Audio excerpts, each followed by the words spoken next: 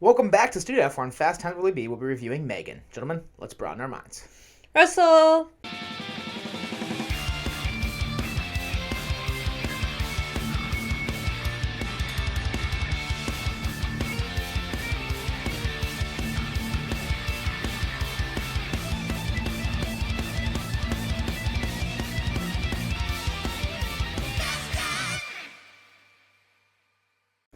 Welcome back to Fast Times Willy B. I'm Willy B. I've got Rosie back with me, and we are going to review M3GAN here as we get ready for M3GAN 2.0.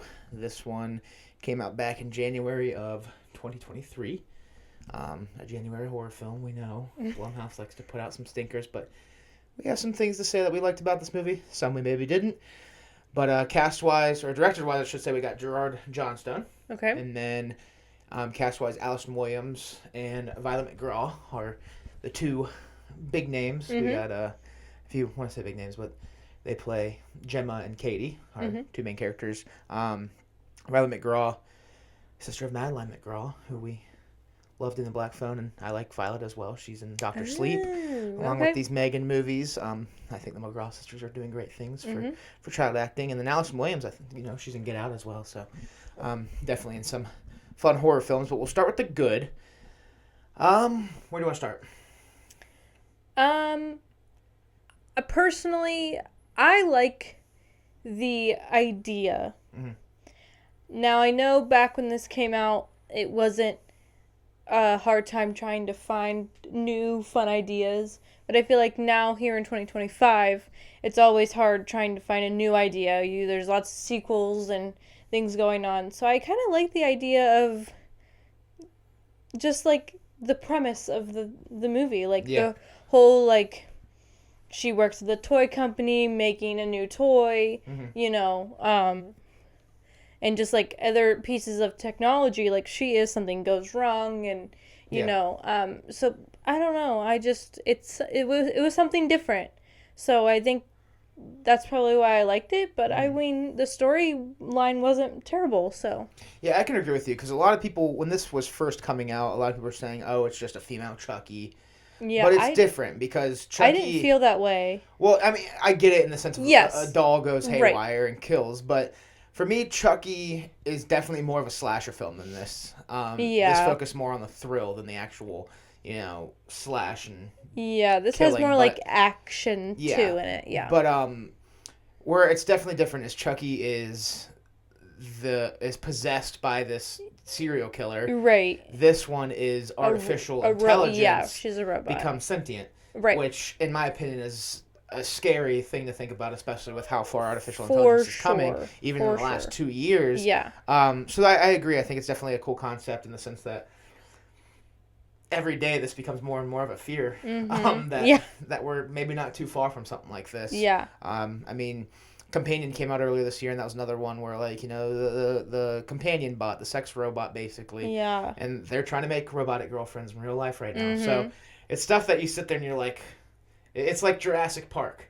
You watch it, like, okay, I'm okay with this being a movie, but imagine if, like, every time somebody says scientists are working on remaking dinosaurs, everybody's comment is, there's 6 movies that say that's not a good idea. So 7 movies that say that's not a good idea. And so it's funny here because these now. This is a movie where you're watching and you're like, maybe it's not a good idea, but we're in it deep. Yeah, for sure. So definitely a cool concept.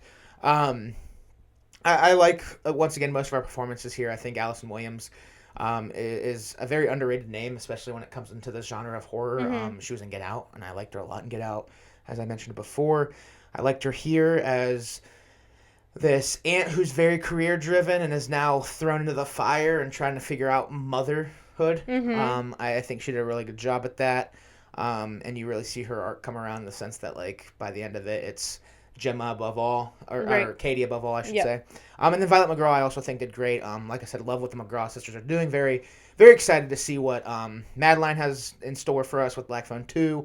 And then, obviously, here with Violet getting a second M3GAN movie. She's now older, and interested to see what she does with that. And then also, like I said, I loved her in Doctor Sleep. So just great stuff from the McGraw sisters. Yeah. But well, in this first movie, it was something that I had mentioned that I liked, and when we had watched it in theaters a couple years ago, And the second time, this was only my second time watching it. I Yep. haven't rewatched it since it came out, but I did like the performances. Yeah, I think I feel like this is just, I don't know. It would be an interesting role to play. Yeah. For sure, especially for Gemma's character, because they're so, like, she's got so much going on. Yeah. Just like within job and then life and you gotta think she lost her sister too, just because. Yeah. It's still a big thing, you know. Right. And then of course, you know, I've said it a million times on here. I love a good child actor. So I think that Violet's role was amazing. That would be a hard role to play as well, you know. I mean, you have to go through, like, losing your parent and then, like, being somewhere you're... Obviously, you can tell that her and her aunt weren't close. Yeah. Because I would assume that there was something with the sisters that didn't, you know. I feel like because she's more, like, career-driven rather than, you know. So, it was just, like, a whole new world. And then you just get thrown into this crazy killing robot that used to be your friend. Yeah. So that's kind of a lot of emotion to play in one movie. Yeah. I do like a lot of the build-ups for the kills too. You know, the dog is obviously the first one to go, and that's because the dog bit Katie. The neighbor goes shortly after that, and then obviously the boss is a douche, so you love that. And then I love when she's in the elevator toying with what's his name, Kurt. Yeah. And she's like, would you really want to live with yourself after doing that? And he goes, yes. And she goes, no. Yeah. So all that, and then obviously the boy that's bullying Katie at the...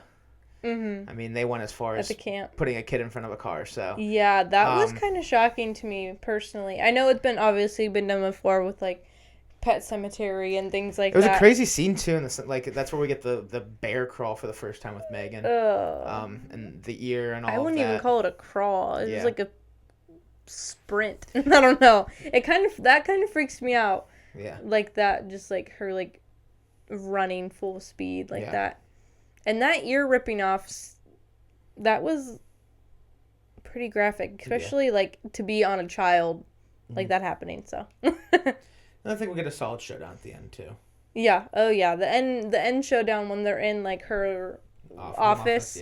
Yeah, and the screwdriver, is that what it was? Into her, like, brain. Yeah. Or, I don't know, the, like, technical term for it, but, yeah. I don't know if I have anything else to look good, though. I don't know. I think just, like, I feel like any, like, action scenes, like, I know you, like, the build-up to, like, the kills, but, like the tussle with, like, the boy and the final scene. I feel like that is, like... But to me, like, I was kind of surprised that they had the two came out. Because I feel like that would be, like, a cool... That would be, like, the end. You know what I mean? Yeah. I can... It's because it was a successful financial movie for January. Yeah. I think the budget was, like, $12 million, so it wasn't, like, a super hard. I think they do a lot with $12 million as far as... you know, effects, and I don't think the effects are bad by any means. No, I think, I don't think we have anything else in the good, though. But so we're going to hop over to the meh. This is where I put some of the cringiness of it. Yeah. Probably the comedy. There's some things that make you laugh, but there's a lot where you're like, gosh, this is for a very modern crowd. I definitely think maybe... more geared toward a modern crowd because, like, the whole movie in general. Yeah. Just with, like, the whole technology thing, might not be something that, like, our parents or, you know, grandparents or people in between would want to go see. It probably more geared towards, like, you know, maybe even, like, 30 and younger, you know what I mean? Yeah. So I feel like maybe that's why they thought some of the jokes would land. Yeah. Another thing I found in the meh is that on the second watch, it felt longer. Okay. Like, the pacing was a little... I feel like I felt the same. Like, yeah. I feel like I liked it a little more the first time than the second time, so I don't know if the replay value is very great, but, Yeah, it felt longer this time around. I don't know. I think so too. I watched Like it. a little more boring at times. Yeah, I was like, oh, is this like? I feel like I kept like checking the timestamp. Yeah. But I was like, ooh. But I mean, I don't know. It's good to get a rewatch in. I'd probably put the boss in the meh. I just think he's kind of exaggerated. Yeah, I mean, like he is But running. some of the comedy's from him for sure. Some of the good comedy. I feel like he's just like the stresses of running like. This Yeah, I big, just like, don't think any CEO would act like he does though. I don't know. I've never been in a situation like that, so I couldn't say for sure. Like just the way he calls and talks to Gemma Mm. and Kurt, like. Yeah, he was not very. I just nice think it's to Kurt. one of those exaggerated CEO roles, but he did have some good comedy, so I'll throw him in the meh. Other than that, I don't know if I have anything else in the meh.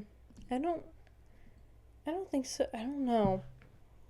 Sometimes once we get talking about more things pop up in my head, but not off the top of my head. So we hopped over to the bad then. Titanium. Oh.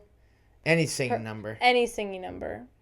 Yeah. I was gonna mention that in the map because you mentioned the cringiness, but those are the worst scenes in the movie. I feel so like I get the song because she's literally a robot, so she's made of titanium, I would assume, or something relevant. But the only song interjection I really like in this first one is when she's playing the piano. When Gemma walks in after she escapes and kills those people in the elevator, she's playing Toy Soldiers. And I think that's good because she's a toy and she's basically acting like a soldier. Right. So I think that's good. But when she sings, I'm like, I'm out of it. Yeah. Yeah, I would agree. It was kind of on a first watch, it was definitely kind of like, oh, I guess this is what we're doing. And I felt like that kind of screwed the pacing too because it kind of like is drawn on. Yeah. The singing like brought this into my brain. Now I understand the very beginning of the movie, like first scene, is a commercial for this toy. Yeah.